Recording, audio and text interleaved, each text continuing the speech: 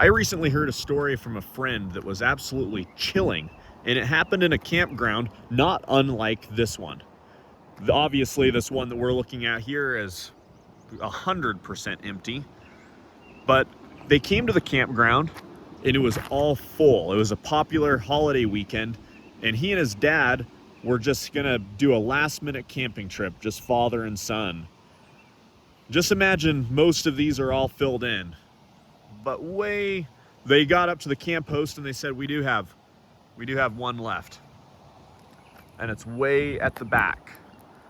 So way at the back they came, there's a fire ring, a picnic table, and they just were like, we're grateful, we'll come and we'll take what we can get. Even though it's way at the back, they thought, you know what, that's better anyways. We would rather be far and away from other people. So they took their caution tape out of the fire pit. They started a fire. They set up their tent in a grassy area. They were enjoying the views. Like I said, it wasn't here, but it was something like this. And they set up their tent. It started getting dark. And then they just started roasting marshmallows and telling campfire stories. Later that evening, obviously, they went in bed. They climbed in their tent. And sometime in the morning, probably about 1 or 2 o'clock, they heard a sound, a rustle in the bushes. And the son, my buddy, woke up the dad and was like, hey, do you hear that? He's like, he paused for a moment. He's like, yeah, I do hear that. And they're like, what is that? So they quietly unzipped the tent. It was just rustling around in the bushes, kind of like footsteps or something. They opened up and kind of scanned out beyond the fire ring.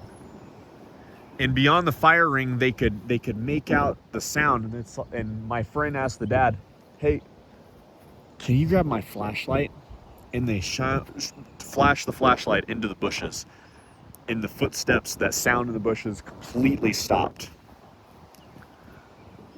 After a minute of scanning the brush line, they turned the flashlight off and the sounds resumed. But this time, over here on this side of the tent, there is bushes more around than this example.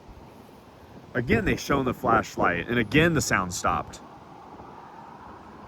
And this pattern repeated a couple times, and it started to freak them the heck out.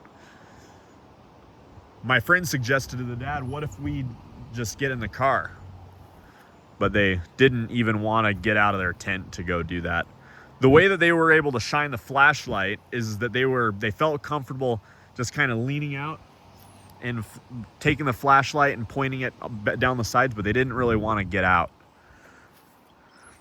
Once morning came, the spirit of the whole thing, the whole adventure was kind of ruined for them. They didn't know if this was some person or if it was some creature, but they decided, you know what, let's look around. And the ground was similar to this, and there wasn't any footprints, but they saw depressions in the ground where something had been walking, and those depressions were absolutely huge.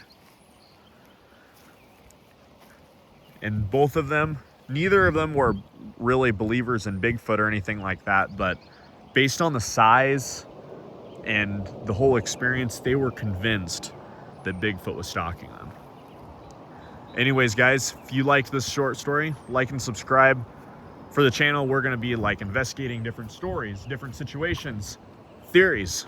So if you're into that stuff, subscribe. We'll see you later.